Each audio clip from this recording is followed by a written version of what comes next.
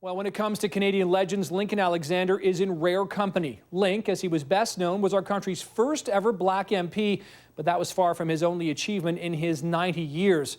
We lost Linc on Friday, October the 19th. He died peacefully in his sleep, but the trails he blazed and the life he lived was exceptional, and it was clear in the days after his death just how much Linc was loved.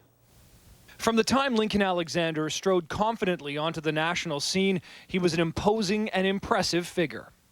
A new candidate on the political scene who has brought excitement as we've never felt it before. And even into his later years, as he got around his beloved and adopted hometown of Hamilton on a motorized scooter, Linc still impressed and always had a common touch. In 1968, Linc was first elected as a Conservative MP representing Hamilton West. His win coming in the midst of Trudeau-mania.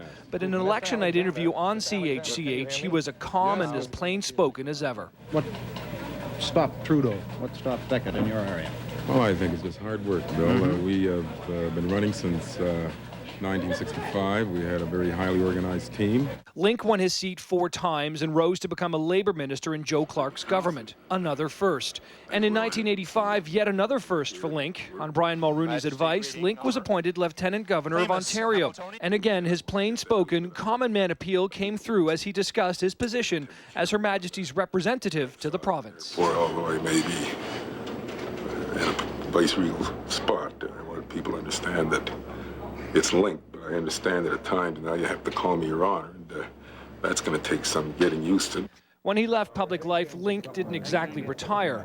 Honours started rolling in. Companion of the Order of Canada, Order of Ontario, Chancellor of the University of Guelph, and a member of Hamilton's Gallery of Distinction.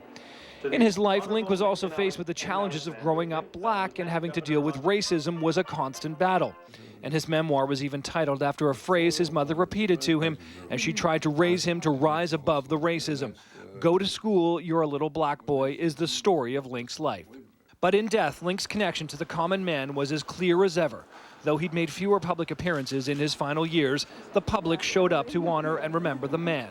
As his flag-draped casket lay inside Queen's Park, the Prime Minister and Premier were among the thousands to pay their respects.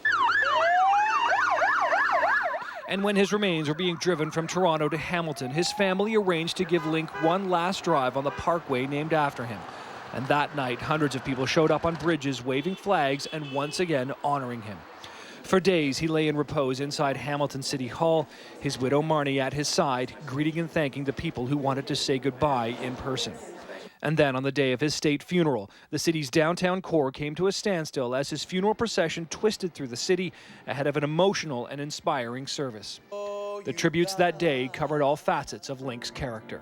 Linc was friends with the known and the unknown, and valued both for their principles and not their station in life. And the man who was premier for most of Linc's time as lieutenant governor remarked about the remarkable choice of name for the man who would and could accomplish so much. How many people's names describe exactly what they do? That's what Linc did.